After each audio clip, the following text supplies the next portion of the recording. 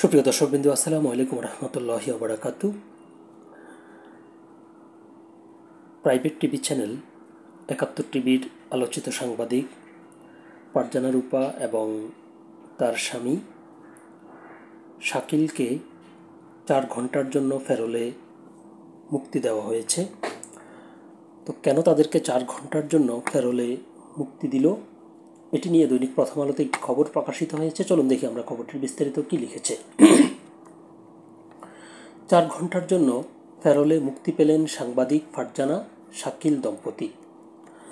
গাজীপুরের কাশিমপুর কেন্দ্রীয় কারা কমপ্লেক্স থেকে ৪ ঘন্টার জন্য ফেরোলে মুক্তি পেয়েছেন সাংবাদিক শাকিল আহমেদ ও ফারজানা রূপা দম্পতি।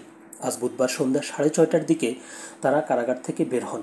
বিষয়টি প্রথম আলোকে নিশ্চিত করে কাশিমপুর কেন্দ্রীয় হাই সিকিউরিটি কারাগারের ডেপুটি জেল সুপার আনন্দ কুমার শীল জানান, ফারজানা রূপা কাশিমপুর মহিলা কারাগারে আর শাকিল আহমেদ হাই সিকিউরিটি কারাগারে বন্দী আছেন। কারা কর্তৃপক্ষ সূত্র জানায়, সাংবাদিক ফারজানা রূপার মা মারা গেছেন। তার মায়ের মৃত্যুতে পরিবারের পক্ষ থেকে ঢাকা জেলা ম্যাজিস্ট্রেটের কাছে ফেরোলে মুক্তির জন্য আবেদন করা হয়। আবেদনের পরিপ্রেক্ষিতে ফারজানা রূপা ও তার স্বামী শাকিল আহমেদকে ৪ ঘন্টার জন্য ফেরোলে মুক্তির সিদ্ধান্ত দেওয়া হয়। শাকিল আহমেদ বার্তা প্রধান হিসেবে ও ফারজানা রূপা প্রধান প্রতিবেদক হিসেবে ৭১ টেলিভিশনে কাজ করছিলেন। গত ৮ই আগস্ট তাদের দায়িত্ব থেকে সরিয়ে দেওয়া হয়। ২১ আগস্ট তাদের ঢাকার হজরত শাহজালাল আন্তর্জাতিক বিমানবন্দর থেকে গ্রেপ্তার করে পুলিশ। পরে তাদের বৈষম্য বিরোধী ছাত্র আন্দোলনের সময় রাজধানীর উত্তরায় ফজলুল করিম নামের একজনের মৃত্যুর ঘটনায় করা হত্যা মামলায় গ্রেপ্তার দেখানো হয়। গ্রেপ্তারের পর তাদের কারাগারে পাঠানো হয়।